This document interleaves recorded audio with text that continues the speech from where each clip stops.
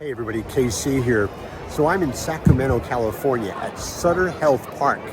And for this year and the next 2 years, Sutter Health Park is the home of what used to be the Oakland Athletics. They decided to leave Oakland, they're going to Las Vegas, but for the next, this year and the next 2 years, this is going to be their home park.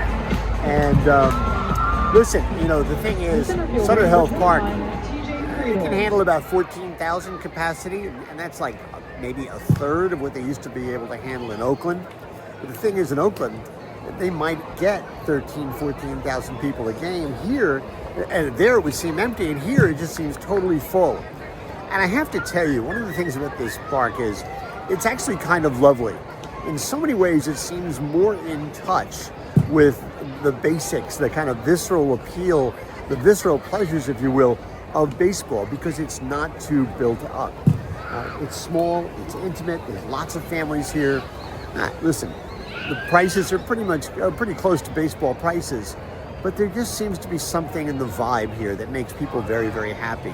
I see a lot of families here, 3, even sometimes 4 generations, and that's a real pleasure. Plus, I gotta tell you, the beer is cold, the hot dogs are excellent, and they serve them on Martin potato rolls. And I think anything is made better when it's served on a Martin's potato roll. Anyway, this is something I think brands have to think about, right? It's really important to stay in touch with your core, value proposition, your core appeal. When you start to lose that, when you start to focus on other things, when you become too big or too disconnected or too above the fray, if you will, I don't think that's good for necessarily your customer. It's not necessarily good for your brand. I think down the road, the Athletics are going to look back on these 3 years and think of them as this as being something special.